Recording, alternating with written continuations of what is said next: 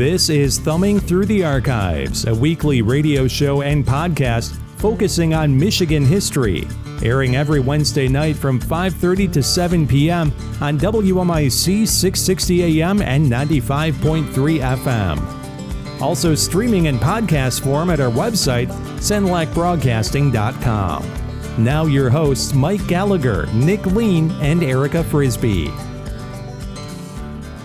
All right, and welcome back to another episode of Thumbing Through the Archives, a podcast exploring the oddities, curiosities, and crimes in Michigan's history. I'm Erica Frisbee. I am the news director here at Sound Like Broadcasting, and with me today, per usual, I'm Nick Lean. I'm the assistant manager here at Sound Like Broadcasting Company. And I'm Mike Gallagher. I work for the Sound Like County News, and I'm currently trying to get on every single radio show that this station offers. I like the little tongue click 50%. That you did. Well, because I was getting ready to say it. There goes Nick. Yeah. Before we get started, because I'll forget, we have a new sponsor of Thumbing Through the Archives. Oh, yes. A big thank you to the Sandusky District Library for sponsoring the show.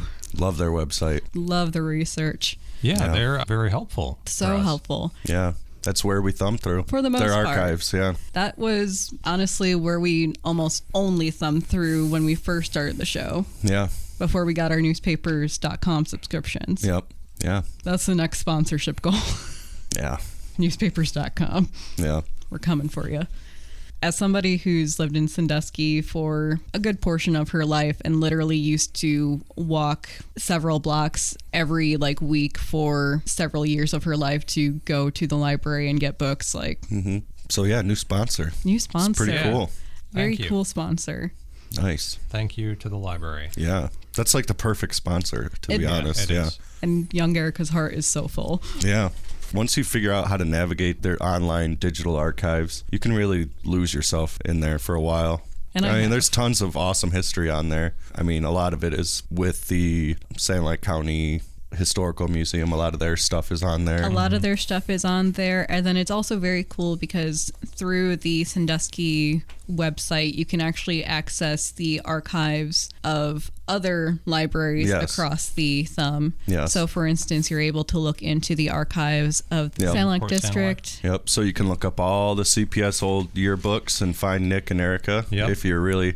That should be the next contest for the show. No. The first person to post a yearbook picture of Nick or Erica. No. Why not you? Because my yearbook isn't online. Yeah, but we have fans that are your family. If somebody finds a yearbook picture of me without using an online digital archive, that might be a little much.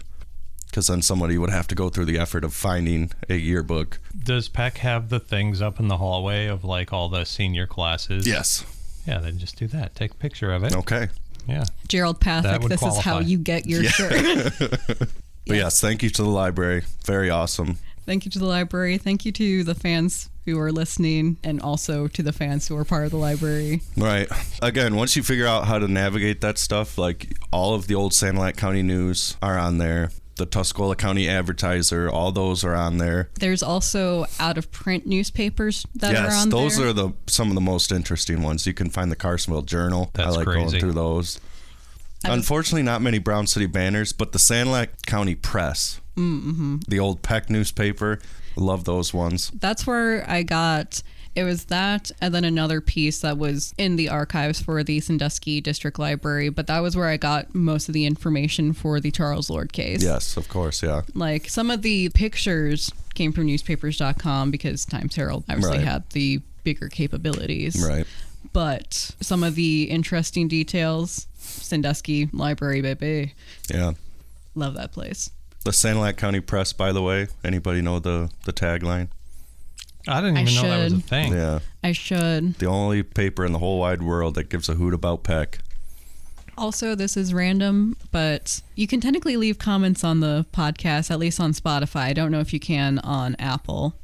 I don't know if you can comment on specific episodes, but you can leave comments on the show and review it and stuff.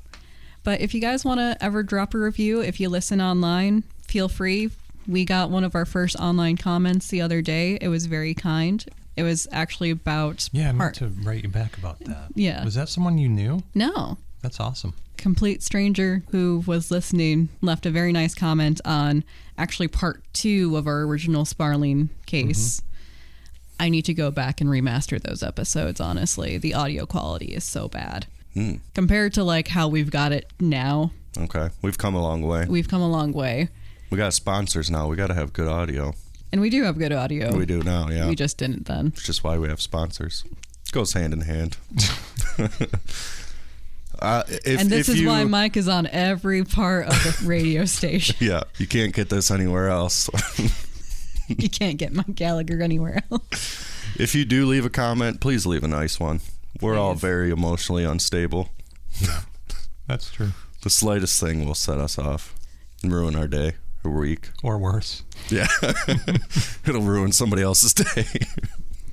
Y'all want episodes still, right? Yeah. Don't make me too depressed to write. If you leave a rude comment, we'll just stop. We'll just give up. We'll just stop recording episodes. So please leave nice comments. We do like constructive criticism. Yeah, we will take constructive feedback. But please be nice. Yeah. That's all we ask. There are people here. That's all we ask. Yeah. But on that note, speaking of people underneath the story, we are back to a very interesting case today. Last week, we talked about the beginning of the life of Sharee Miller, a Flint woman who in 1999 had just gotten herself onto AOL. She also had recently gotten married to one Bruce Leroy Miller, who was 20 years her senior. He was her third husband, fourth major relationship, I suppose you could say. Well, who knows? With Sharee, she had a very storied life with a lot of relationships and trauma. But part of the reason why we're talking about her is because she did some things on AOL that would change how some people did things in the future, for better or for worse. I think in part 1, we kind of just dipped our toes in the water. It wasn't necessarily a cliffhanger, so to say. It was. It was, but I feel like we just kind of scratched the surface of this. I think, according to my notes, we ended on her like being addicted to the internet. Mm-hmm. Yeah. Her forming an addiction to the internet in the early days of that, before people even knew that could be a thing. Right. And we also had a very lively talk about the internet. Yes. Part of the reason why we only scratched the surface last time is because that was technically the first half of a script that was supposed to be one full episode. Right. But unfortunately, we got so enamored with the internet talk that we... It was a good script, or the first part of it, at least. Yeah. So the rest of it's not good? I don't know. I'm going to find out today. We're going to find out right now. No pressure. Also, she had been married 3 times? This is her third. She's on her third. She's on her third. Her husband, Bruce, was older and was on this is like his fifth. His fourth. Okay. This is BD Junk. BD Junk. Yes, that is also important. So Sharee, being as on the internet as she was, had a lot of different chat handles and also just knew her way around I forgot about that. Yeah, it wasn't one of them like I don't even want to say it because I don't know. Well, wasn't one of them like a kitty for you or something? Sexy kitten for only you. Okay. With the number 4. That was surprisingly close. I'm surprised that you didn't remember the in all caps I want to be laid. How could I forget? That's a good one. I imagine it like SXY kitten number 4 then just the letter U like that. Close. It's sexy capitalized, kitten capitalized, number 4 only capitalized, letter U. Okay. Close. Like you said. Wouldn't it be cool to live during the time, well, I guess we all live during this time, but like the early stages of the internet when you could just pick a username and you didn't have to worry about putting Mike Gallagher 75632. Like you could just have your name. Yep. You could pick whatever username you wanted. Some people definitely abuse that, like Sharee. Yes. She had like over... She could have just used her name. And she did. She had a Sharee 1013, which was her name and birthday. Okay. But she also had 30 other chat names. Right. Which depending on what mood she was in and like what she was trying to solicit out of other chat room. And technically one of those chat names was BD Junk because that was her husband, right? Technically it was her husband's. Right. I say what does the BD stand for? B and D Auto Parts. Oh, that was him and his partner. So it's a double meaning here. Yes. Because Sharee, as addicted as she was to the internet, her husband Bruce was not. Nick made a very good point in the last episode that, like, when computers and that kind of tech was introduced, if you were at a certain age when it came into your life, you just didn't care. Right. Like, you may use it at the office, but you didn't get a personal computer for home. I remember showing my dad something on our Windows XP computer like 2002 and him standing over my shoulder and me thinking like, this is just going to blow his mind. Look at this, Dad. And him just like hands on his hips, just like, huh, yeah, would you look at that? And then just kind of walks away. I'm like, what? This is like changing the world and it's not a big deal. Yeah, that was Bruce's reaction to the internet, which is a problem for Sharee because she wants to have sexy time with her husband on the internet, apparently. It's also really, I'm sorry to cut you off. No, you're good. My question is not important. We'll return to it, though. It's just bizarre to me that, like, this is before, there's always been, I don't know if I can say porn, but there's always been adult websites on the internet for as long as the internet's. That's probably one of the first things that's ever been put on the internet. But this is before, there was no, like, OnlyFans. There was no, it didn't have, like, I'm trying to choose my words carefully, but it wasn't as adult oriented perhaps as it is now. And for her like to immediately go there is interesting. Mm-hmm. Right. There's a lot of weird corners of the internet and she immediately went to one of them. Yeah, she found her corner very quickly. Yeah. Yep. What was your question though? So I understand that BD junk is like a double entendre or whatever, but I would like her to explain it. Like what is like essentially, I don't know what the B and D stands for. For instance, I don't know if it was like for Bruce and I can't remember the guys'. It was his partner in the auto shop, but I can't remember his first name though. But it's their junk, both of them together. Or, well, it was a junkyard. Right, but how would that apply to a sexy name on the internet? Junk is a synonym for a male anatomy. Right, I understand that part. But then it's BD, so it's both of them. Or is it dangly, BD? Like big dangly junk. Yeah, I or think, if you think BD, like BDSM. BD. No, no. Could be that. It could be that. Okay, I was thinking gonna say like if something has beady eyes. Oh. It's a BD. No, and luckily, like in this case, like making fun of them. Yeah, no. Honestly, I feel like if Sharee were asked about it, she would just kind of do it was just about the junkyard. It's just clever. Right. Yeah. But honestly, I feel like the BDSM. It does play into it. I think so. Nick was right. Okay. Did she use it for sexy time chats? We will get to there. We will get to what she used BD junk for. Okay. We're Another cliffhanger. all revved up. Yeah. Where we left off, actually, was her meeting someone on one of these chat rooms. So, Lee Cassaday was at an odd time of his life when he struck up a conversation with Sharee Miller over what to do in Reno. Cassaday was born in Kansas City, Missouri in October of 1960, the third son of James and Charlene Cassaday. While James owned and managed his own gas station, Charlene was a law office manager. From the beginning, Jerry aimed to please, wanting to follow in his older brother's footsteps whenever possible. However, whereas older brothers Roger and Michael displayed some rebellion as teenagers, Jerry seemingly learned from their pushing the boundaries and stayed out of trouble. Still, it was a surprise to the family when Jerry decided to pursue a criminal justice major after graduating high school in 1979. Regardless, this career path seemed to bring Jerry a lot of pride. Graduating college in 1983, he entered a law enforcement academy shortly after. Upon graduation, he would join the Marshall, Kansas Police Department, where he would meet his wife Barbara, who worked as a dispatcher. Barb, as she was more commonly known, would bring 2 sons from a prior relationship into their eventual marriage, with Jerry adopting them later on. They would also go on to have their son Jimmy around 1987. Jerry would join the Cass County Sheriff's Office in Kansas in 1985 and quickly developed a reputation as a good, honest, and clean cop. He was also dubbed the Chameleon by coworkers for his ability to blend in while investigating, allowing him to hear more unguarded confessions than one might receive in the interrogation room. That's a badass nickname for a cop, Chameleon. Yeah. That's like the highest compliment you could give an undercover cop, I feel like. Honestly, yeah. Okay. That paints a good picture. So he's a good cop. However, it was his honesty that ultimately drove him from the career path. After serving as a whistleblower in 1992 regarding corruption and the fabrication of evidence at the sheriff's office in major cases, Jerry faced multiple retaliatory actions by department leadership. Though he was vindicated in 1994, with leadership basically pushed out at that point, he ultimately threw in the towel.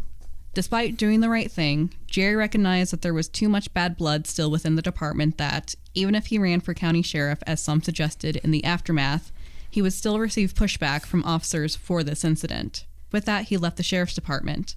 Barb had already left and was being trained by her mother-in-law, Charlene, to take over as the law office manager, and Jerry pursued employment as security at Harrah's Casino in North Kansas City.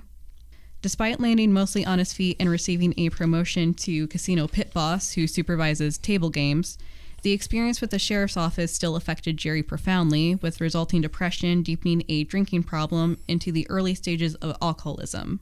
That drinking problem, when paired with pain medication Jerry took for an old injury gotten on the job in law enforcement, took a toll on his marriage, with Jerry asking for a divorce in August 1998, a month after Barb had relocated with him and their 3 sons to Reno. Oof. While he did retain custody of Jimmy, as he had already enrolled in school by the time the divorce was brought up, Jerry was ultimately left alone in Reno when his wife returned, confused and devastated, to Missouri. Though he seemingly thrived in his new role, taking on the graveyard shift by July 1999 and becoming friends with co-workers Gloria Taylor and, this is a good name, Carol Slaughter. Okay. A little bit on the nose, but... A little bit on the nose, except for the fact that she doesn't have anything to do with any crime. She's not, yeah. If anything, just cool last name. Yeah. The Chameleon is also a good nickname for a pit boss, by the way. Yep. That's cool. I'm liking this guy so far. I know he's having his issues, and I'm sure they're going to get worse, but... I mean, he meets Sharee. Right. Yeah. Does he actually, or does he technically? Just wait. Okay. Even though he was thriving in that role, became friends with his coworkers, so on and so forth, his calls home to family revealed to them that he was struggling. To fill the void that the sheriff's office and the impending divorce had created, Jerry did as so many do now, and turned to the internet. While Jerry was a frequent visitor and chatter on X-rated forums and chat rooms, it was on a message board about things to do in Reno that he came across Sharee in April or May of 1999. Very quickly, he was infatuated. He called himself her fool for life, while she was his brat. With the court... Oof, yeah. That's gross. It's gross. Listen, I read so many of these guys' dirty messages to each other. Well, that's why I'm kind of concerned about this. The packet you're holding. The packet that I'm holding that I have to read in a couple minutes here, I'm assuming. On the bright side, it's just murder plotting. Do they call each other brat? No. Should have given them like a whole stack of I should have sexting. Taken this home with me and read it before I just agreed to reading it. I also should have skimmed through it to make sure there was no words that I couldn't read, you know. We can beep it out, but no, I'm saying like I can't read it. Oh, right. Like if it's too big of a word. I don't think these people used big words. So Probably wrong. Not. You do have to do their voices though, like different voices for each person.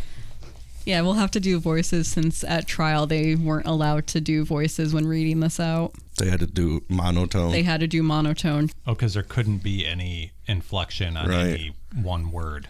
Mm-hmm. Wow. Couldn't give any emotion, couldn't add any life to it. You don't want to sway the jury. Exactly. So he was her fool, she was his brat, and the courtship was all at a fever pitch already due to the plethora of X-rated chats and forums they engaged in together. I'm picturing they have those handles, but they're still on the page about things to do in Reno. I hope to gosh not.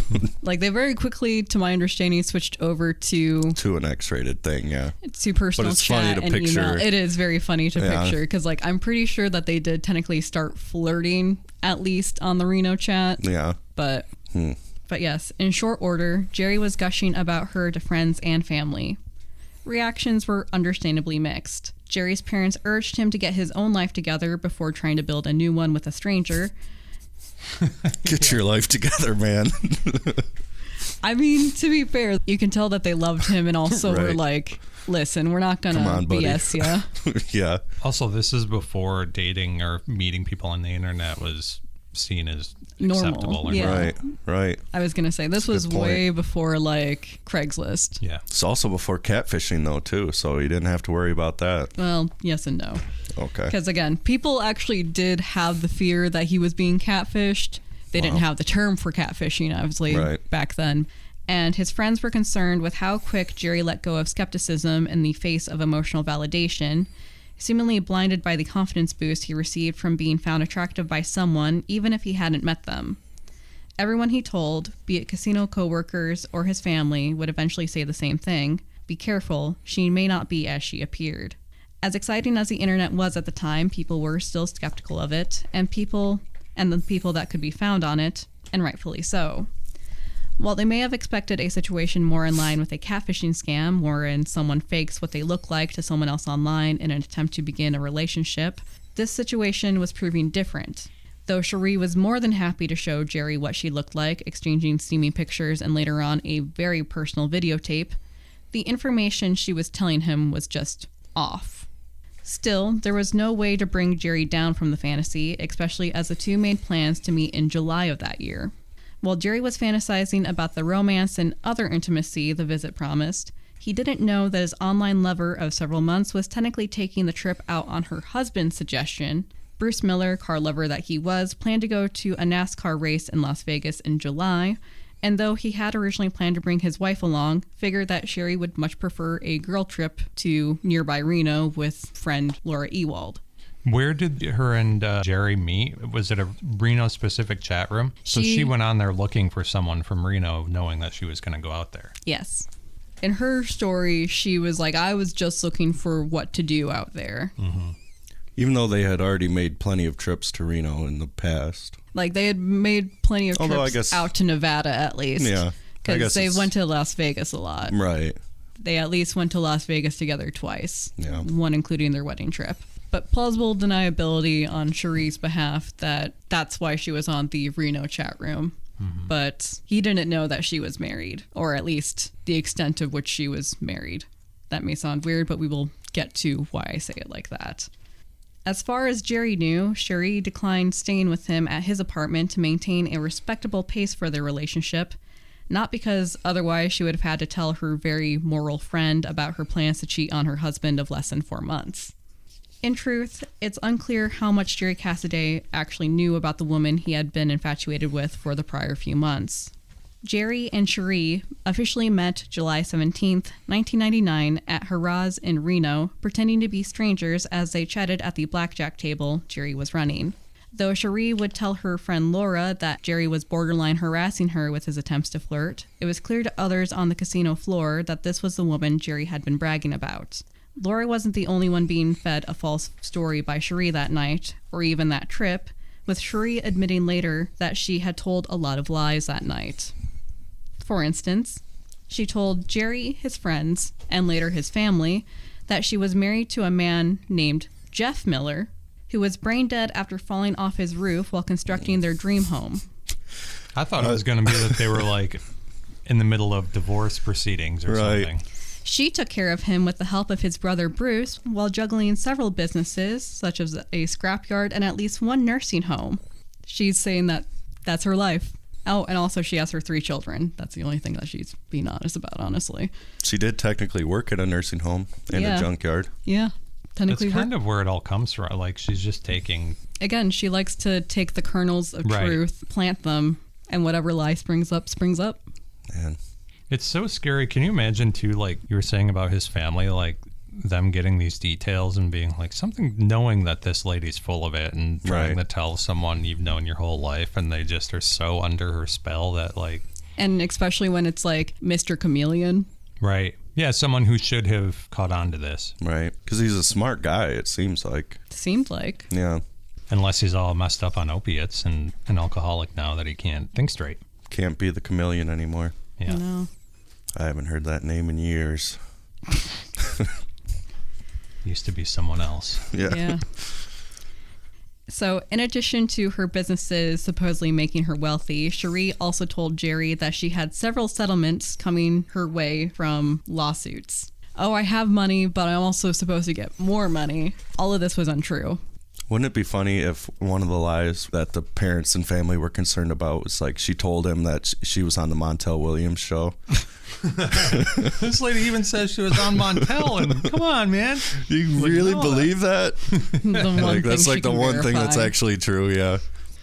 Honestly, though, I think she didn't want to tell them that because then they would find out. They would find her. They would find who she is. Right. And that's the thing that we will come back to with Sharee. She likes telling people who she is, but she doesn't like people seeing her for what she is. That's tough. And it's especially tough when what you think of yourself is very different from what others think of you. Yeah. And not even like in a, oh, I think I'm great and everybody thinks I'm terrible, but more so in a like, I think I'm doing all right, but everybody is seeing me as a red flag. Right. Like I'm toxic to people, quote unquote, for some reason. Sharee technically knew the reason. Right. Let's go back through the lies. Said that her husband was Jeff Miller, which there was a Jeff Miller, but Jeff was Bruce's son, who is also the same age as her. See, that just seems like a weird dynamic. Yeah, like a weird lie. Like, why even bother with a lie that small? You're just lying just to lie. Married to a Jeff Miller who was brain dead after falling off the roof of their dream house. Yeah. So oddly specific. Yeah. And also, I take care of him with the help of his brother, Bruce. Right. So, technically does introduce Bruce Miller as a character, but not in his actual role. Right. Who knows why that is. And then, at least with the business claims, I can understand that a little bit more because that's just typical trying to make yourself look better than you are. Right. I don't think she should have done it, especially the extent that she did it to, saying that you own several businesses when you were like the bookkeeper at one and an assistant at another. When I introduce myself to people, I say that I own the radio station. So I understand where she's coming from. Yeah. No, that would be too small of a lie. Yeah. I'm not just a co-host of You're the boss. A 3-person co-hosting show. I own the place, actually. Yep. That's official lore now, guys. I understand where she's coming from. It's fun to lie like that. Also, before I forget, we are going to be getting back into the heavy topics again, but that's just because Sharee keeps upping the stakes of her lies. We haven't quite got there yet, but we'll be discussing heavy topics like abortion and sexual assault and physical assault in this section for the most part when they come up. We're good for right now, but I did want to make that note. Still, they spent that night together, with Sharee documenting the occasion via a picture caption later on, July 17th, the night we first made love. Again, the extent of her lies is almost like impressive. Like, it's one of those things of like, I don't know if she was such a good liar or if everybody around her was just that trusting and or dumb. Or it could be a situation where people just didn't care. Well, she was with Laura Ewald, her friend. Right. And Laura would later on be basically her alibi, not only for this, but for the night that things happen. Mm-hmm. And Laura's like, oh no, like I didn't see her go off with anybody. It's like, well, obviously she did. Yeah. So either you're also lying or you were really kept in the dark. And I don't know how that happened. Because I thought they were sharing rooms together on their trip, but apparently it seems that they weren't. Because if they were, Laura should have known that Sharee didn't come back to the room. Right. I'm just thinking of the person that we all mutually know that tends to lie. And it's kind of like, you know, they're lying, but it's not. It's so like, harmless that it's not right. worth. It's like, I don't really care if you're like, I know you're lying. You're not going to trick me into believing you. So like, it's not that big of a deal, I guess. Dealing with a child. Right. Like if these people knew she was lying. But then they're just enabling her and letting her get away with more stuff. Do you think that's what we're doing? Yeah. Dang it. Honestly, low key. Yeah. But it's not worth the amount of hassle to be. Right. Again, it's one of the. Then it turns into a whole. Again, there's a reason why I don't technically fault Sharee's friends or us for not doing more. Right. Okay. But like at the same time, let's call a spade a spade. Right. By not having somebody who was willing to call her out on her stuff. Right. It just got worse. Yeah. Yeah. Sharee was not holding herself accountable, and she did not want anybody else holding her accountable. Right. That being said, even though She made sure to keep Laura in the dark about her goings-on in Reno. Upon her return home on July 20th, 1999, Sharee confessed to another friend that she had begun an affair. Within a month of their first meeting, Sharee was back in Reno, this time under the guise of attending a Mary Kay conference, her kids staying the weekend with her in-laws. Prior to the August trip, Sharee sent Jerry a videotape titled For Jerry's Eyes Only, which depicted her engaging in a private and intimate act to keep him satiated in the meantime. I had to read a terrible description of this videotape. Was it an actual video, like on a VHS sent in the mail? Yes. Nick wants to hear what was on there. No, I mean, I just wanted to know the details if you could send videos over the internet at that time. I don't think you could. No, you could send pictures, not videos. So she was sending VHS cassettes. Maybe I do want to know a little bit. She was masturbating. I figured that, yeah. She did a sexy dance to a country song that she particularly liked. Let's Reba go, girls. McEntire. Yeah, something like that. I can't quite remember what it was, but it was something it was more of a softer, sensual kind of country song. I think Angel was in the title. I have no idea. I kind of blocked that all out of my memory because it was I'm no angel. Yeah, Greg. No, I'm no angel. I don't care what she was doing. I want to know what music was playing while she was. So was it Diamond Rio or Montgomery Gentry? I have no idea. I think it was probably Greg Allman. I'm no angel. I think we That's solved not country though. I think we solved it on less than 5 guesses. I'll have to go back and check. Please do. So Rascal Flatts? No, I don't even think they were Life a is band. a highway. No. I think they were early 2000s. So yeah, that would have been too late. That's perfect. So moving past the videotape. Thank you. While she was visiting Reno again, they were looking at $1 million homes, with Sharee insisting to the real estate agent that the home would be in her name. She's got it covered. Don't worry about it. Yeah, Jerry's credit is crap. Don't worry about it. I've got it. We need room for all of our kids anyways, because her 3 kids, plus Jimmy at least, that's 4. Yeah. What is she thinking? Well, she's at least conveying to him that she sees a future together with him. She doesn't have credit though. No. And again, she's also eventually married. Right, that too. But eventually this is all going to snowball for her. Oh, yeah. Still, red flags once again surfaced regarding Sharee, with one of Cassaday's work friends confused why Sharee, supposed business owner, would be asking for a recommendation to work at Haraz as a waitress. Not helping with the suspicious feeling around Sharee was her sudden return to Michigan that same trip, with Sharee tearfully telling Jerry that she had received news of her husband Jeff's death. Though sad to see her go, Jerry was apparently a bit pleased at the news, if for nothing more than it cleared the way for him to be with the woman he now loved. However, that was quickly dashed, with Sharee telling him the frankly odd news that she had quickly remarried to her dead husband's brother Bruce, out of family obligation, loyalty, and Bruce's own recently revealed feelings. Wow. Still, she insisted that she loved Jerry only, especially because, as she told the former cop, her new husband was part of a criminal network, and he had already begun to use her assets and businesses to further his criminal enterprise. So crazy. Wow. But he's buying it. I know. He's not blameless in this, but wow. Why do you keep digging yourself into this hole more and more? It's it's fun to her. Yeah. It sounds terrifying to normal people. Really scary. Yeah.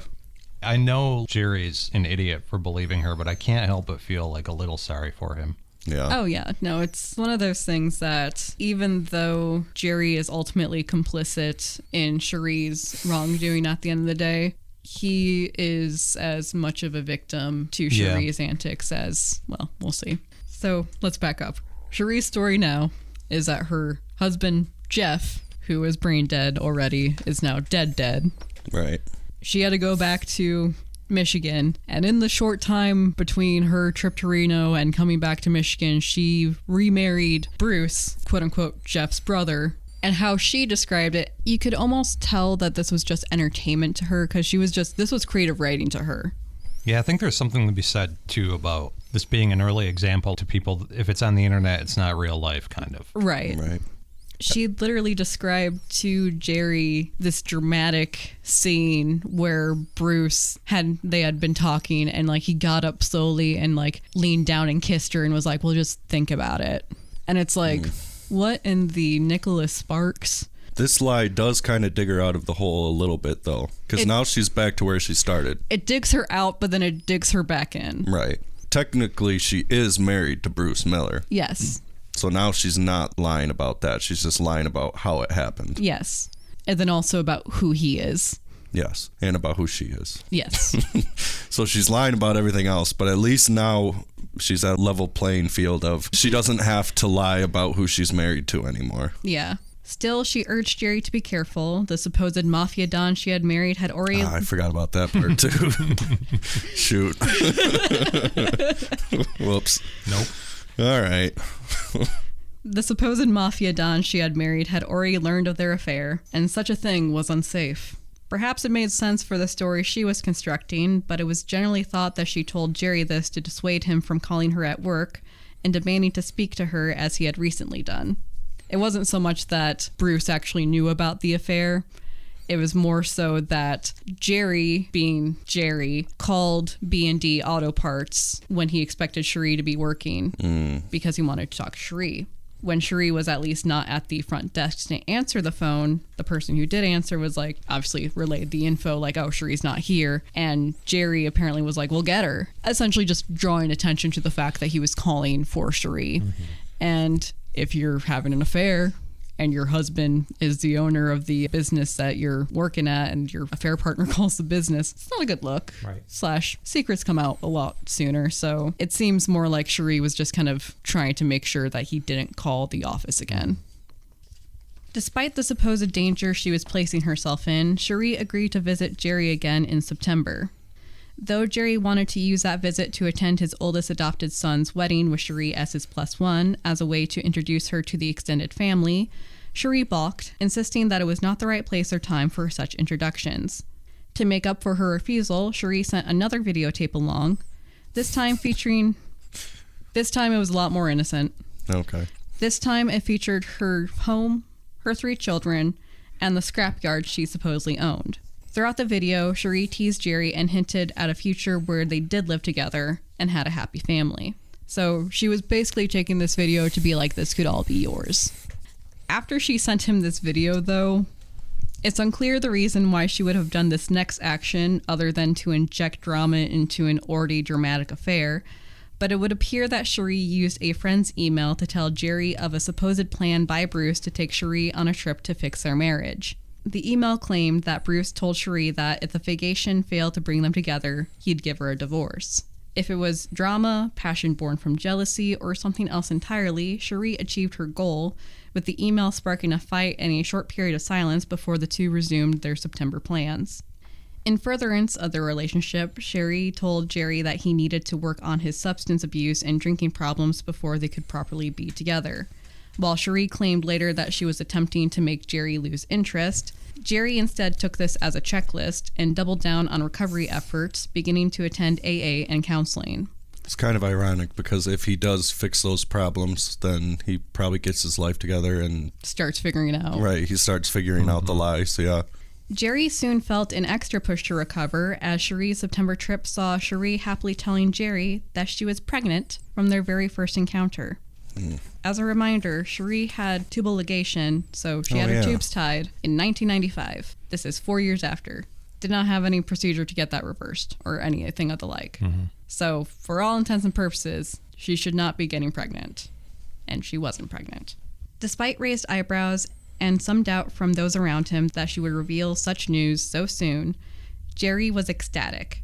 So ecstatic that he didn't seem to pay any mind to Sharee leaving a back door open for this particular lie, expressing fears that she would be unable to carry the pregnancy to term. We obviously know that she can't get pregnant, but Jerry very much does not know this, and probably didn't think to ask or question Sharee about it further. However, despite leaving a back door open for her lie, Sharee seemingly changed course on September 23, 1999, when she claimed to Jerry that Bruce, upon finding out about her pregnancy, had physically and sexually assaulted her in order to make her miscarry. Though her account full of specific details and emotions, convinced Jerry, who had previously worked on cases of a similar nature, someone looking over the account now could and would note several major inconsistencies. For instance, Sharee claimed that the assault happened on her home's pool deck in the backyard during the day, but with how open and public the backyard was, such an assault would have been seen or heard by someone, even if they were just passing by in a car. Plus, the type of pool and deck that Sharee claimed the assault occurred on did not at all match the actual pool she had in the backyard. She was claiming that she had like an in-ground pool on a deck and the assault had happened on the deck. What she had was an above-ground fill-up pool with no deck. Though Jerry was devastated by the news with its many layers of tragedy, he still reassured Sharee that he would somehow avenge her honor and the life of their child. Despite swearing vengeance, Jerry still attempted to dissuade Sharee when her words turned conspiratorial, asking him what, in his experience as ex-law enforcement, would be the best way she could get rid of Bruce for good. Though he was able to turn her away from that topic that day, Sharee would return to it again and again, slowly turning up the heat on Jerry each time she did. And we'll take a really quick break right here. Stay tuned, hour number 2 of Thumbing Through the Archives, coming up right after your top of the hour news and weather, right here on WMIC 660 AM and 95.3 FM.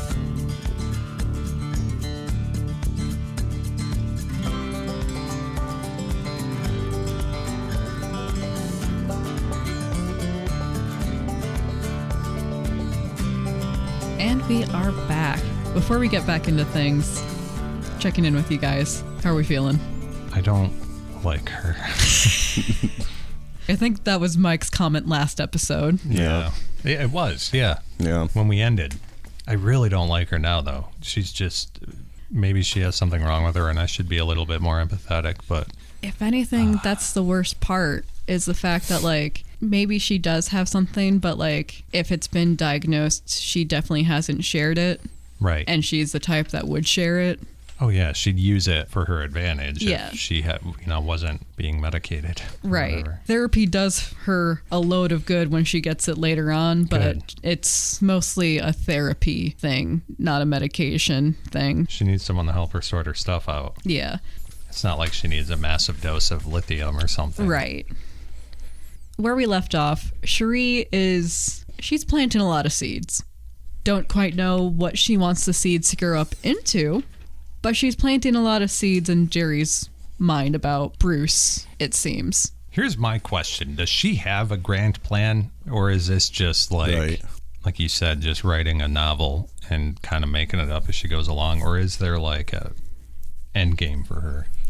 She would later go on to say that part of the reason why she ended up pushing for Bruce to be killed is because, in her words, Bruce was close to finding out who I actually was. That's really scary. Yeah. And the thing is the fact that, we'll touch on Bruce in a little bit here, but like, Bruce was very much just doing his own thing. He was just about the junk. He just wanted more car parts. Honestly, though, like he wanted to go to Reno and watch NASCAR. Simple man. He very much was like, I'm doing what I do. I have responsibilities that I have to take care of. I'm doing those things. He wasn't a bad guy, was he? No. Like, I know last episode she made we him talked out about. to be, yeah. Right, but we talked about her previous husbands were abusive, but he was not one of those. Sharee even said that Bruce was the best partner she ever had, would ever have. Right. Because he was gentle, he was kind, made her laugh. He was just a good dude. But she knew that she was a flawed person and that he was catching on to that and couldn't have that happen. I was going to say, he was catching on to the fact that she was becoming a leech. Mm-hmm. While he's doing what he needs to do, while he's putting hours in at the Delphi plant, and as he's putting hours in at the junkyard, Sharee's kind of just spending his money, be it on babysitting so that she can go out and about and do her own thing, or on things to make her feel better about herself, like the Mary Kay stuff. Mm-hmm. We might be getting ahead of ourselves, but was there indication that he was like giving her a hard time about that or confronting her with that? Like you had mentioned that when he went to Vegas, he was like, hey, why don't you go to Reno? is there evidence that he cared? Or he cared, but it was also very much like he was nearing age 50. He was at a point in his life where he's like, I know what I'm about. Right. Like, yeah, you kids and your sex kittens. I don't understand it. Michael. Yeah, it really is. That sounds like that's what he was doing. Like, well, kind of, yeah. It really is. But at the same time, Right. like, it's, to my understanding, though, like, he was very much like, you do what you need to do. I'm here to support you. Again, he kind of minded his own business. Like, as long as you don't give me reason to worry, I'm not going to worry. Right. Sounds like a pretty chill dude. Yeah. And he was. We'll get to this, not this episode, but next episode. But he loaned a guy like $2,000 and wasn't in a rush to get that back. Mm-hmm. Like, to the point where even though the guy was avoiding Bruce because he didn't want to talk to Bruce, it wasn't because Bruce was going to be coming up to him and being like, hey, where's my money? He just didn't want the confrontation or the... If anything, it was because he was like, I like Bruce. Bruce is a good guy. That I haven't paid him back yet. Yeah. Like, I don't want to have to explain why I don't have the money in hand because he'll understand, but I'm going to feel like crap about it because I know that it's a line of crap. Yeah. So, just to establish, Bruce is a very good guy. Bruce is a lovable guy. The mayor of Flint at the time literally grew up with the guy and was reminiscing later on about how they would go sledding down, I think it was called Grandma's Hill or something like that. This was just a good, solid guy that you would want to, like, grow up around, have your kids grow up around. Pillar of the community. Kept to himself, didn't bug anybody else. And yet, Sharee was painting such a different picture. For instance, Sharee told Jerry that Bruce was demanding that they go to Reno for the marriage-saving vacation Bruce wanted, and that it would be wise for Jerry to walk away. She was essentially saying, like, oh, even though he says that it's not to run into you, I think he's going to try and, like, confront you if we were to go to Reno. And again, Bruce isn't planning any vacation. Right. The July trip is done. He's seen his NASCAR race. He's kind of chilling at home now. Right. Though Sharee would later claim that this was another tactic to push Jerry to break things off, it seemed to make him hold on harder and dig his heels in, telling her to leave before the supposed criminal mastermind killed her. They also argued about money during this time, with Jerry not understanding why Sharee, well off as she supposedly was, didn't have the assets to leave Bruce, and if not leave Bruce, at least help Jerry in the meantime. After all, money was tight, and his old truck did not compare to a vehicle at Sharee's junkyard that Jerry had seen via the home video he had sent from her workplace. But Sharee would only respond that he was just focused on her money, and not her. Still, a proposed trip by Jerry to retrieve Sharee from Michigan was shot down by Sharee insisting it would be bad timing. Given all the trouble his relationship with Sharee was facing, as well as his ongoing issues with alcohol, money, and his pain medication, Jerry was not in a good place in early October, a situation further exacerbated on October 8th, 1999, by what should have been an after-work drink and a game of cards at another casino. Having had a few drinks, Jerry left his chips unattended at the table that night as he went to the bathroom, expecting the table's supervisor to keep an eye on the chips for him. When he returned to find them gone, and the supervisor less than willing to check the surveillance video, Jerry became aggressive, with officers called to escort him out. While leaving, Jerry slammed the door behind him, striking the arm of one of the officers and earning himself an immediate arrest. He was charged with misdemeanor battery and trespassing. Unfortunately, Jerry's son Jimmy was left alone due to this jailing, with the young teenager using his father's computer to contact Sharee, who he had met that previous month on her last trip to Reno. Sharee, in turn, contacted Carol Slaughter, Jerry's friend and co-worker, who coordinated with Jerry's family and ex-wife to get him and Jimmy back to Missouri and to a stronger support system, as Jerry's struggle had obviously become too much. Jimmy was placed back into his mother's custody as his father was getting things settled. Helping to settle things was Sharee, who flew out to Reno with the explanation to the Miller family that her friend Carol was sick and needed help. The trip was odd to Bruce's family, yes, but considering Sharee's actions in the prior months, this was just par for the course. Still, Chuck noticed that his brother was quieter on the topic of Sharee and was changing his habits so that he was able to spend more nights at home and his days at the junkyard, much to Sharee's annoyance. Though Bruce hadn't said as much, prior experience told Chuck that when his older brother stopped talking about his current wife, a divorce would usually follow. It was on October 10th, 1999 that Roger, Jerry's oldest brother and childhood role model, met Sharee, who dutifully repeated the lies she had already told the rest of the family.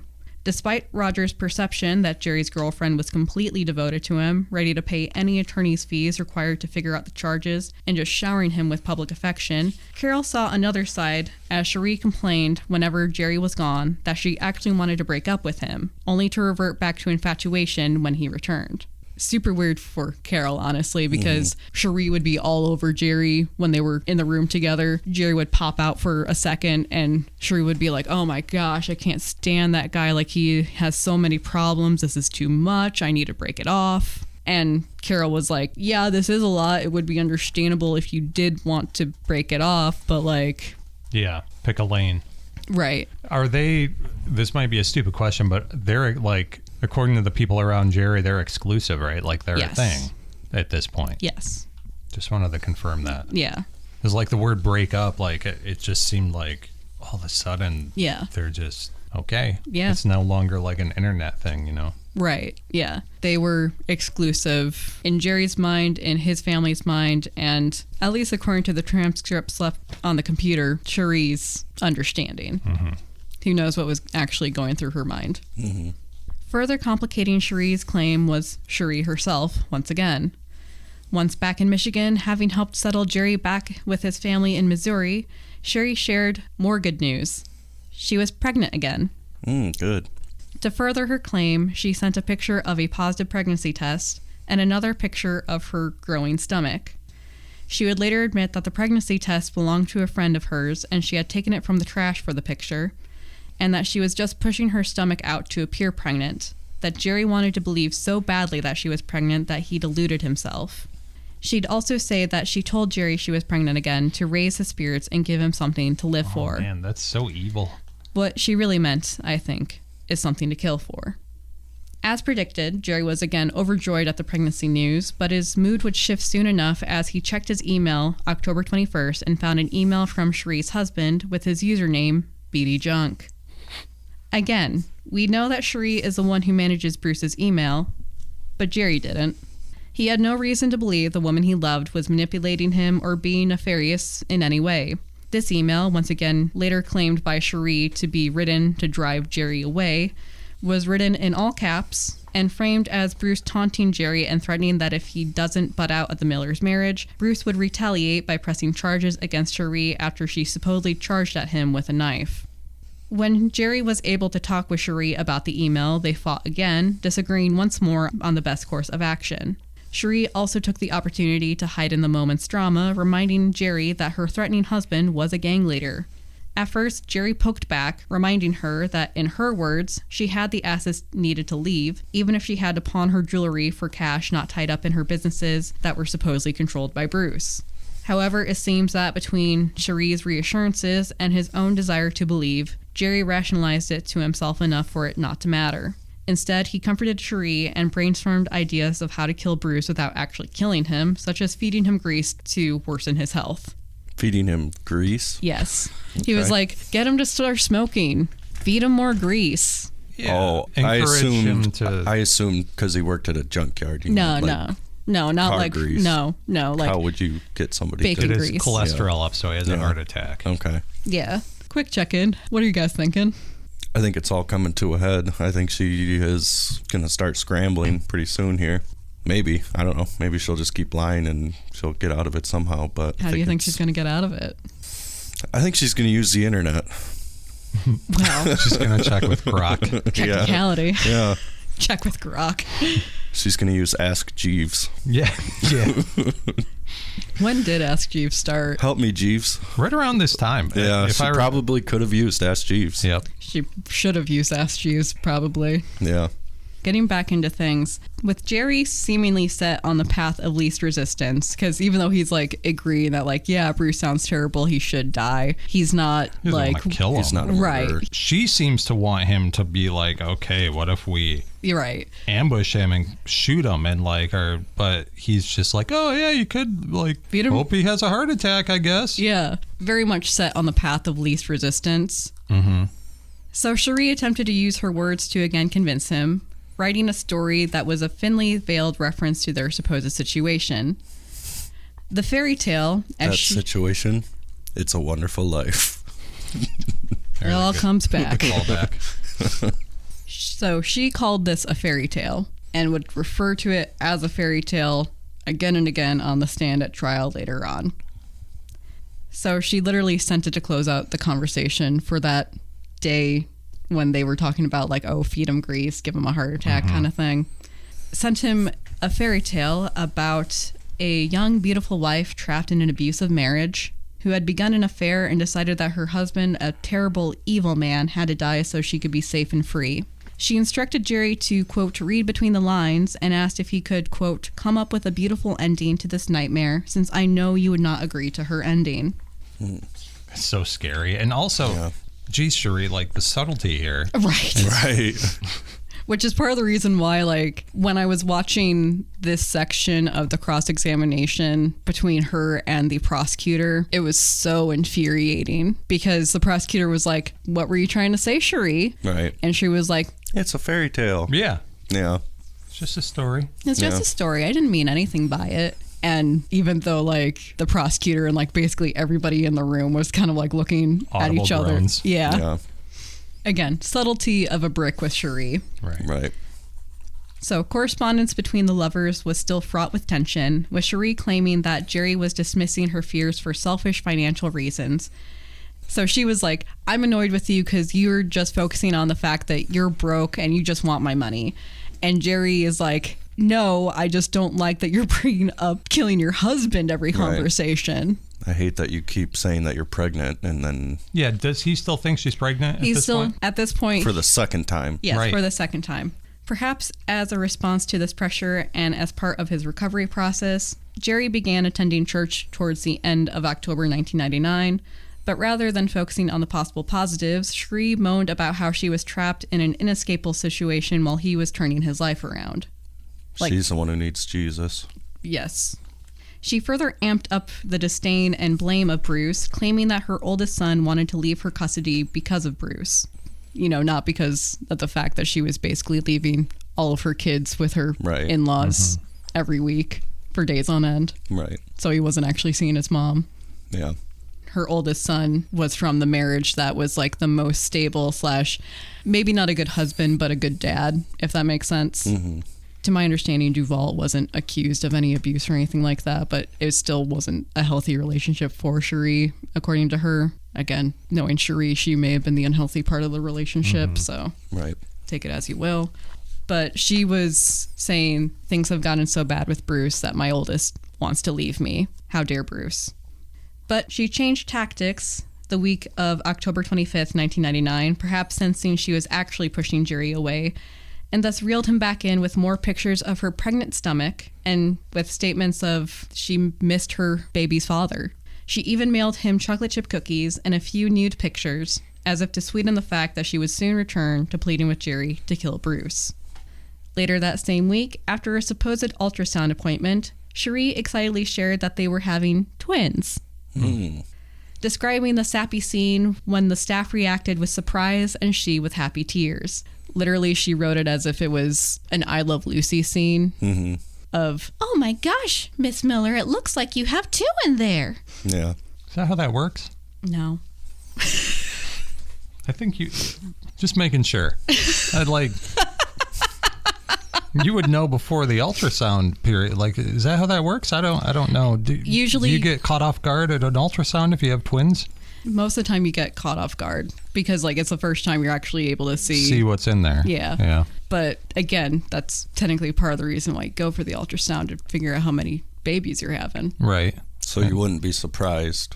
Like, because that's an option. I was going to say, like, to my understanding, though, this may have been, like, the first ultrasound. So who knows? But either way, then it also calls into question, was she far along enough in her supposed pregnancy to be able to tell? Yeah. And also the ultrasound tech wouldn't be surprised like that if there were twins. Oh, yeah, look, hey, you have twins. Yeah. Like they see that often. Yeah. But again, it's Sharee, so everything's a fairy tale. Still, to prove her story, she wanted to provide proof. She sent ultrasound pictures, with Jerry seeming not to notice or care that the ultrasounds were dated from 4 to 5 years prior, back to when Sharee could get pregnant and was pregnant with her youngest. So were the ultrasound pictures one fetus or two? It seems that it was one fetus, but there may have been like a shadow on one of the ultrasounds to make it look like there were two. And or she was like, oh, this is from one angle and this is from another. That could be. Yeah. And it's 1999, so the quality is just black and white, blurry. Jerry didn't seem to care or notice or who knows what, but despite Sharee claiming that the news was again to lift Jerry's spirits, it instead sent him slightly spiraling into despair as he attempted to come to terms with... She went too far with her lie. Well, not quite. If anything, she finally found the button to push. Okay. So he started spiraling a little bit because he could not really come to terms with the fact that with Bruce in the way, he didn't have a way to be the father he wanted to be. Yeah. He had technically lost custody of his first son. For the time being. But again, he seems to have been working kind of in an all or nothing mindset almost. And, well... What is her... I know you've said this, but remind me what her reason for not leaving Bruce is that she's telling Jerry. She is telling Jerry that she cannot leave Bruce because she has no money to do so because Bruce has taken control of her businesses and has been using them to launder money for drugs and yada, yada, yada. So her early claims that she had all this money and was going to buy them a house, she stuck to that until he started taking one step. Right. Once he was like, oh, you actually have money, can you help me? She was like, oh no. I'm joking. Well, not even like I'm joking. Right. Because like at least saying I'm joking would have acknowledged like there is no money. Right. In this case, oh, there's money, but I can't get to it. You can't get to it. This bad person has it. This bad person who is only bad because I say they're bad. Right. It didn't help matters that Sharee insisted she would fix things soon. Like that's how she phrased it. She would fix things. And when Jerry pushed her, she finally admitted that she was planning to kill Bruce herself, prompting another fight that once again ended with Sharee telling Jerry to just walk away. For the record, I don't think Sharee ever planned to kill Bruce herself. No. I think this was just another, like... ploy. Yeah. It's her being like, oh, you pansy. Yeah. Despite being told to walk away by Sharee, Jerry didn't, instead making a trip up to Flint on November 3rd to see Sharee and unofficially meet her children for the first time at a Chuck E. Cheese. I know that Chuck E. Cheese. I used to go there as a kid. The Flint Chuck E. Cheese. The home of Charles Entertainment Cheese. Yes. Yep. Mr. Cheddar himself. Yep. Founded by a guy by the name of Noah Bushnell. Yep, and we learned that on the last episode. Yep. It's coming full circle. Yep. Do Chuck E. Cheeses still exist? Yes. No? They do. Yep. But they're not how I remember them. Right. They're not like how they used to be. Remember the conspiracy that they take one slice out of every pizza to make one big pizza?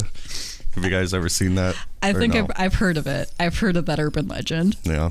They take one slice out of each pizza and then they combine it, all the slices, to make an extra pizza. That way they save money. So then they push it together. This is libelous, of course. I don't know if it is. Mr. Cheddar's coming. Yeah, this is obviously not true.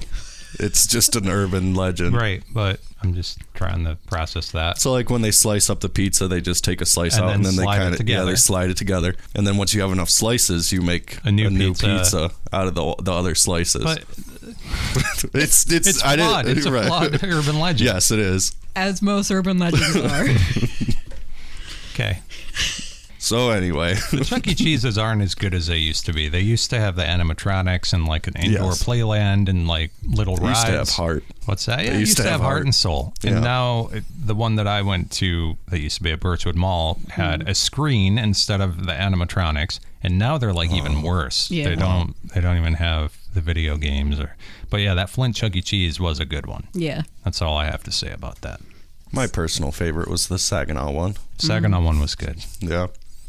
So yes, met the children for the first time at a Chuck E. Cheese.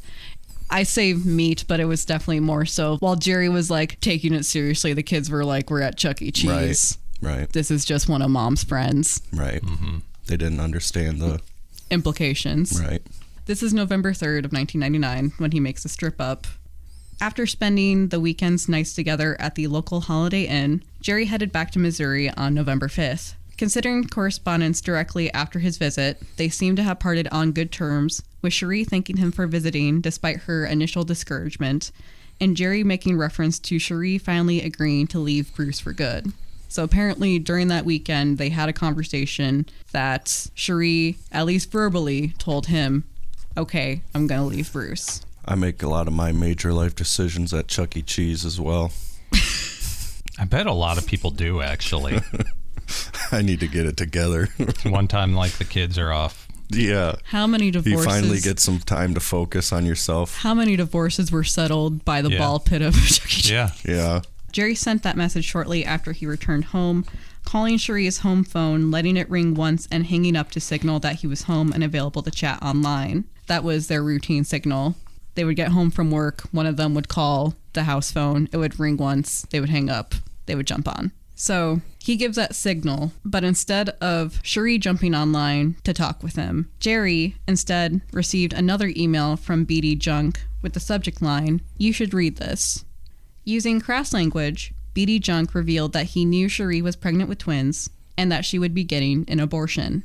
The email seemed specially designed to enrage and devastate Jerry, with BD Junk claiming that Sharee would rather be sexually active with a lot of men than be the mother of 2 more children born out of wedlock, and what's more, Sharee would always choose Bruce in the end. The email was 3 pages of abuse and taunts, sprinkled with references to Jerry's recent trip to Flint, as if to drive home that Bruce knew everything, no matter how careful the lovers had been.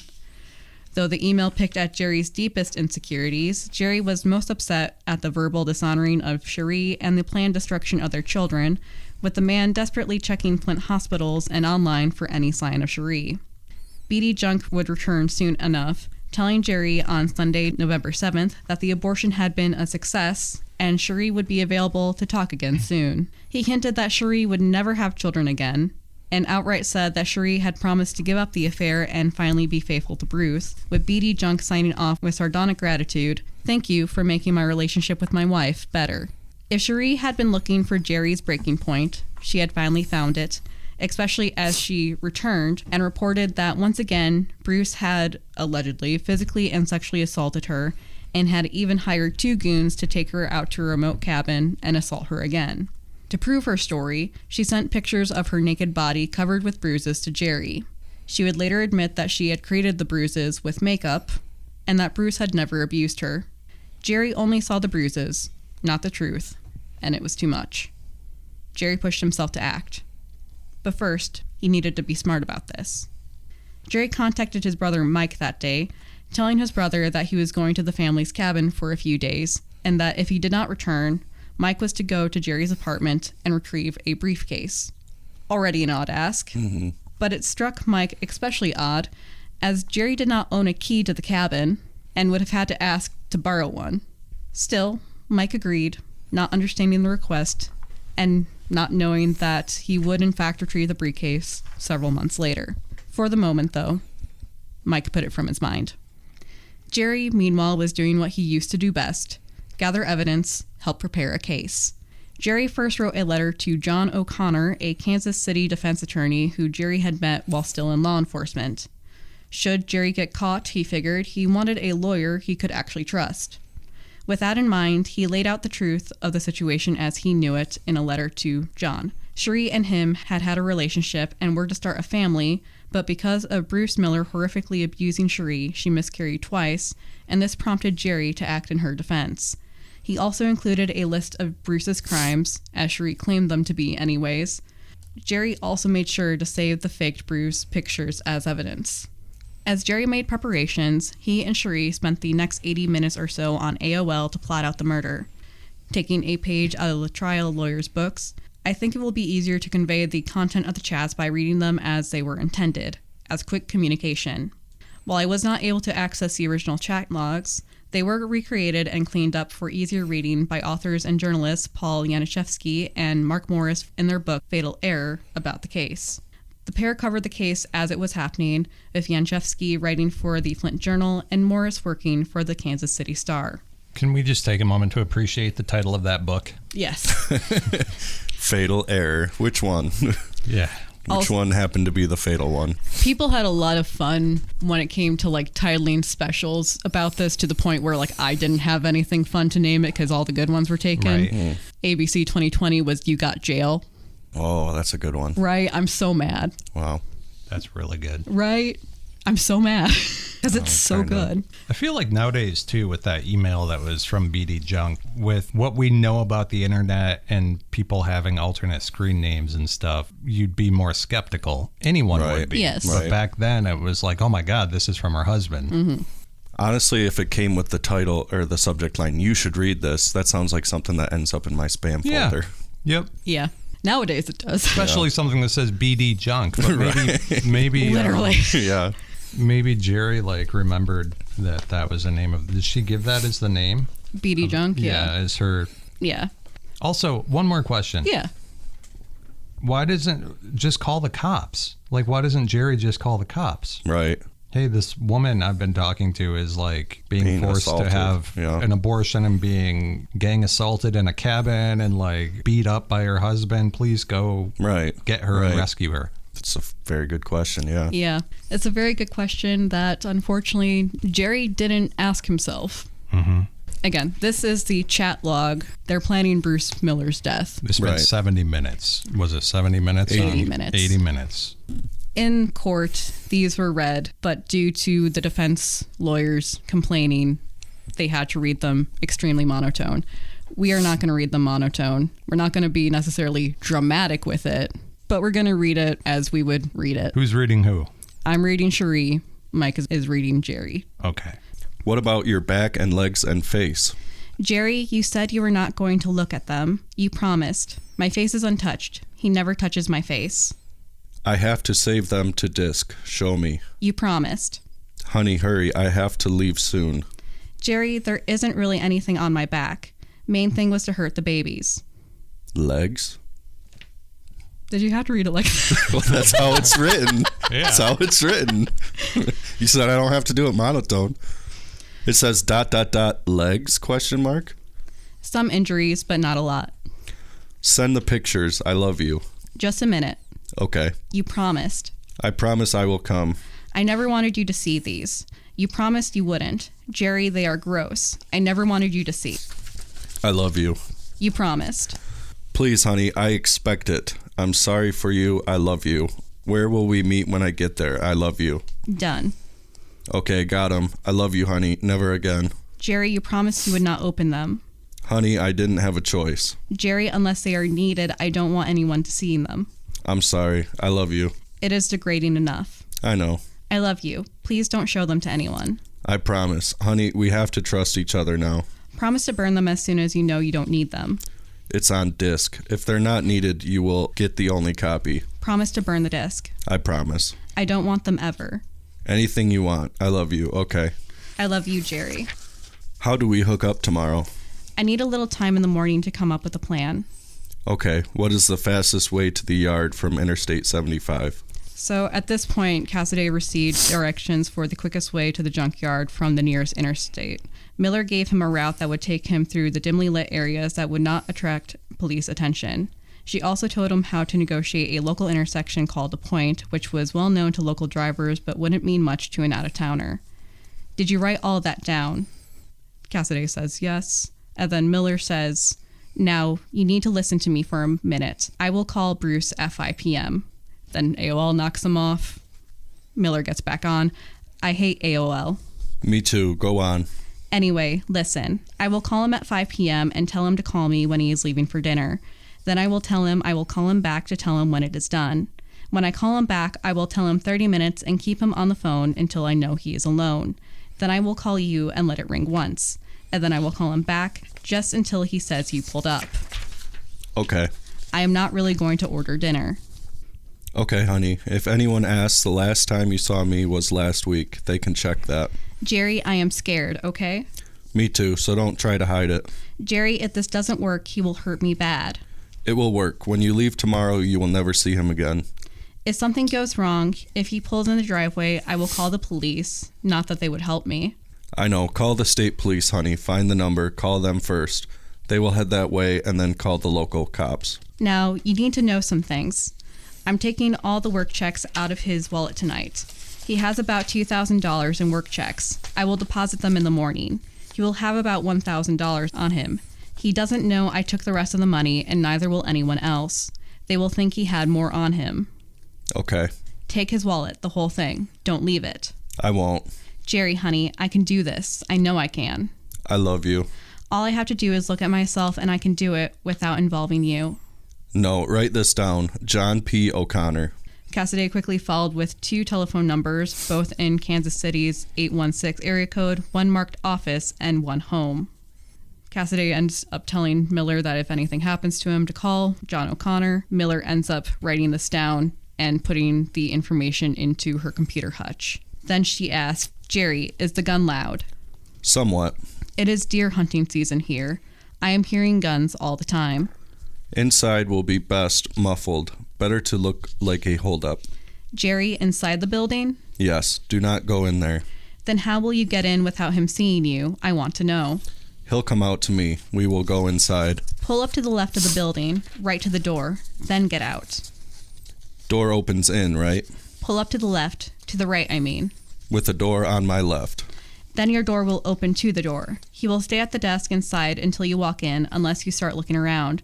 Then he would come out. I want him up. Jerry, don't look at him. Don't talk to him. Don't worry.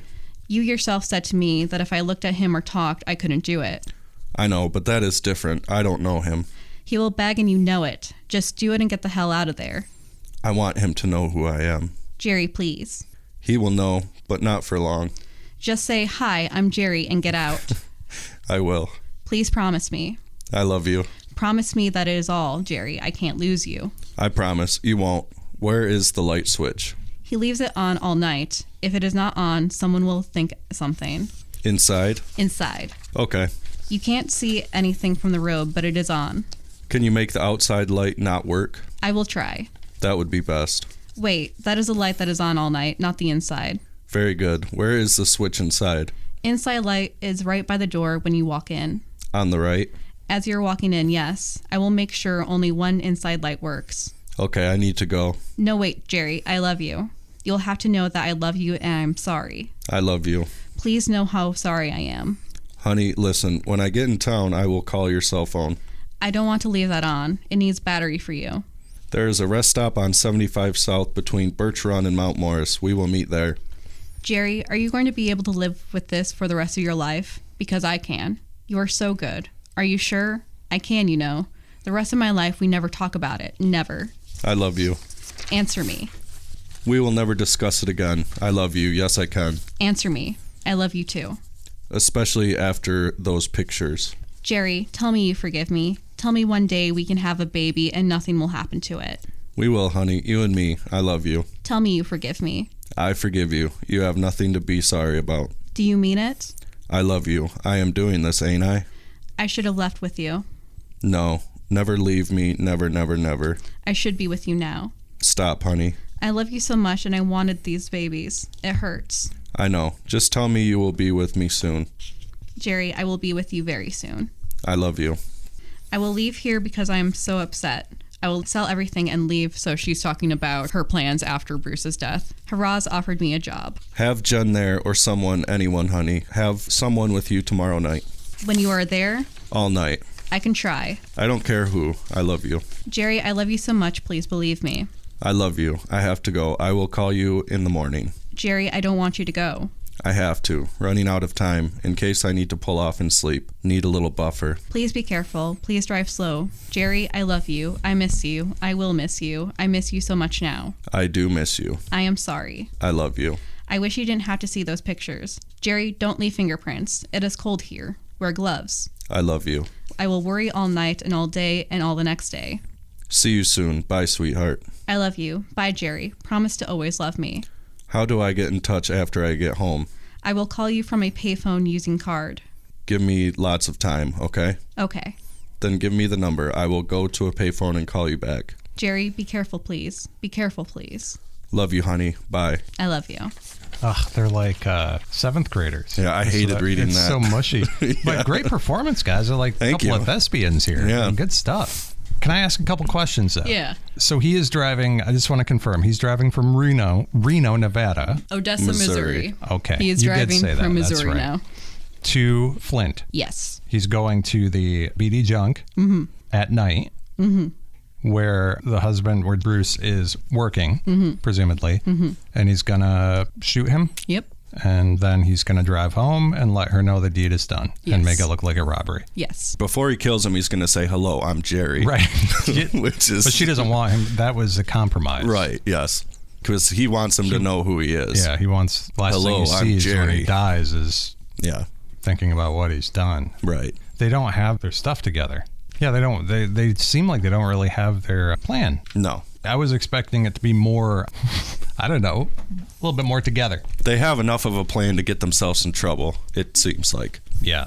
Or not quite good enough to actually, yeah. To summarize, they planned to kill Bruce and frame it as a robbery. Sharee gave instructions to Jerry on how to get to the salvage yard, planned to help stall Bruce in place at the salvage yard, and gave additional helpful details to help Jerry avoid detection. Jerry, for his part, also gave Sharee instructions on how to establish her alibi, how to contact John O'Connor should he get caught, with Jerry misspelling both O'Connor's name and phone number. I noticed that, yeah. With Sharee faithfully recording the flawed information and hiding the information in her computer hutch. Why? So they couldn't trace it back to the lawyer. And also so that, like, if Bruce happened to come home in the meantime, he didn't see, like... Right. Random Kansas City lawyer stuff. Right. But that being said, this piece of paper that she puts in her computer hutch is one of the things that helps, like, investigators or whatever. Very much so, because the defense at one point was like, oh, this can be faked. Yeah. And that piece of paper showed it wasn't fake. Like, statistically speaking, there was no way that the chat could have been faked and her to have those same errors. Right. That makes sense. But she was doing it as like a precaution, but it ended up being the smoking gun. Yes. They both reassured each other that they could handle their parts of the plan and reiterated their devotion to them, with their conversation ending about 1:40 a.m. on Monday, November 8th, 1999. Jerry printed out the final chat logs, noted the time the chat ended, and jotted down another note. It was that he got on the road to put their plan in motion just 10 minutes after the chat ended. It would not be the last thing that would be put in the briefcase, but it was arguably one of the most important things. Jerry arrived near Flint around 2 p.m., a little over 12 hours after he left Missouri, give or take an hour due to time difference. Can I ask a question really quick? The briefcase, is that what he was like going to put in the cabin? Not put in the cabin, but he more so like, if I don't come back from my trip to the cabin... that's what it was. Yeah, Mike, go get my briefcase. Right. It's his, if Bruce kills him in self-defense or whatever. Yeah. Right. If he gets caught by police before he leaves Flint, or if... Here's what happened. Yeah. Yeah, Jerry has that all ready to go. He gets to Flint around 2 p.m. and pulls into the agreed rest stop. He calls Sharee from the payphone with their signal. Sharee, who just that morning sat across from Bruce at the breakfast table, arrived with her cell phone, with the pass-off occurring in mostly silence. Just prior to the handoff, Sharee had left work at the salvage yard, having been relieved of her managing shift by her husband. After the handoff, Sharee returned home and called Laura Ewald, who would unknowingly serve as her alibi that night. Initially planning to go to a Mary Kay event, Sharee changed plans and arranged for Laura to stop by her house around 5:30, a little before when the murder would occur. Around 5:45 p.m., Sharee called Bruce at the salvage yard to confirm dinner plans, asking him to pick up the order she planned to place at Big Brutus Restaurant. Around 6:05 p.m., despite telling Jerry she would not actually order food, she did so, calling the restaurant and informing them her husband would be the one picking up the food. After that call, she called Bruce again to say she had placed the order, with Bruce confirming he'd be on his way home soon, that he was about to close up due to lack of customers. Between that call and her call to Bruce at 6:16 p.m., Sharee called her cell phone, let it ring once, and hung up. Across town, Jerry received the call and rushed to get into place. Sharee was still chatting with Bruce on the phone when Jerry pulled up to the salvage yard's office, causing Bruce to pause and apologize to Sharee, that he would be a little later than planned, that there was a last-minute customer. Here, the story diverges a bit. It is agreed by both parties that Sharee was on the phone when Jerry pulled in, But whereas Sharee says the last sound she heard before hanging up was the door's bells jingling as it opened, Jerry said that Sharee remained on the phone to hear the shotgun blast. If she did wait to hang up, then Sharee would hypothetically be the only one to confirm or deny whether Jerry ever did introduce himself to Bruce before leaving him for dead. Regardless, Jerry's shot tore into Bruce's neck, the force of the blow sending the man falling back in his chair. How he fell, with the blood collecting under his head, it looked like he had just had an accident. But as Jerry sped into the night and Sharee began to go through the motions of a distraught wife, only one thing was clear. No one would know the truth behind this murder save for the two souls who planned it over AIM. In less than 6 months, one of those two souls would be dead. And the other would have to deal with the mess that they helped make, whether they were ready to deal with the consequences or not. Oh boy. Next time the investigation gets underway, here on Thumbing Through the Archives. Yeah. Good twist. Yeah. All right. Good cliffhanger. Yeah, we like those. But yeah, that's the end of the written script. Technically, the end of the full part 1 that I had planned. What are your guys' thoughts so far? I love you. It was well written. It was good. You did a good job. Sorry. Oh, the callback to the chat logs. Yeah. I see here. Yeah. Yeah, they are really Cringe. cringe. Yeah. That's the word. Yeah. Thank you for doing that with me. I'm so sorry I made you do that. It was weird. Yes. Yeah. But, I think that reading being- anybody else's chats would be kind of awkward. Yeah.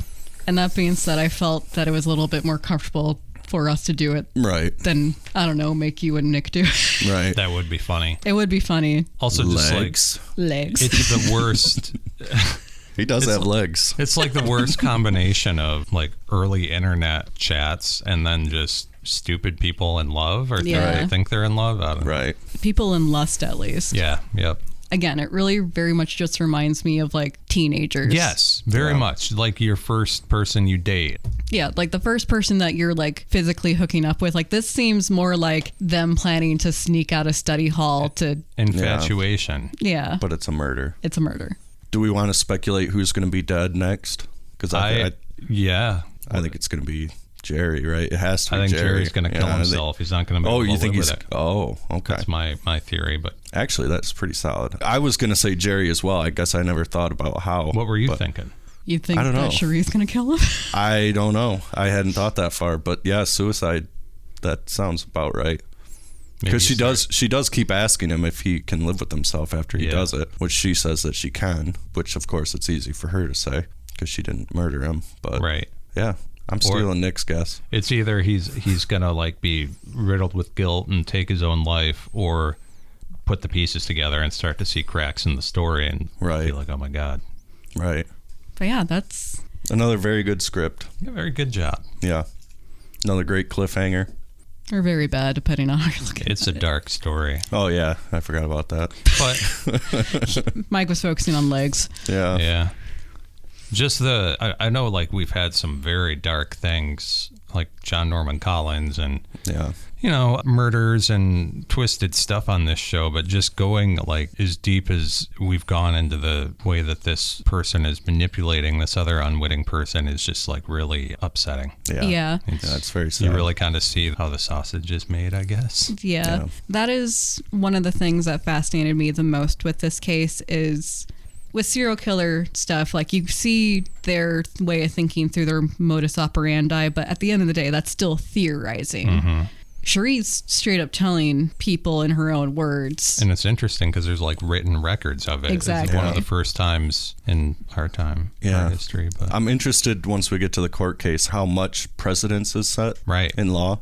Because like this is the first time. It's a pretty big precedence. Like if I don't know if like for instance if it set any like legal like decision stuff, but it definitely set how digital forensics were presented in the courtroom and how things were ran. Right. I'm sure there's a precedent for people planning murders over like letters and stuff, know. True. But in terms of like how it's done with digital evidence, it's going to be interesting to see. Yeah, as I mentioned earlier, one of the big things, honestly, that the prosecution had to overcome was proving, because as you noted earlier, not everything on the internet's true. Right. And the defense lawyer very quickly grabbed onto that. It sets a precedence in basically confirming that digital evidence is evidence. Mm-hmm. It is solid. As long as you verify it, you can't trust it. Right. Like, you obviously have to do your due diligence, but you have to do your due diligence with all evidence. Yeah, anyone can write a letter. Right. Like, that could be fake, too. Exactly. But, yeah, just all around very interesting case. I'm excited to get into the next part of it with you. Yeah. Me too. For sure. Thanks again for listening, guys, and we'll talk to you next week. I'm Erica. I'm Nick. And I'm Mike. And we'll see you next week. Bye-bye. This has been another edition of Thumbing Through the Archives on WMIC 660 AM and 95.3 FM. Catch this episode in podcast form every Thursday after the program on our website at SaniLacBroadcasting.com. Thumbing Through the Archives, produced by Mike Gallagher, Nick Lean, and Erica Frisbee, with assistance from Catherine Connolly.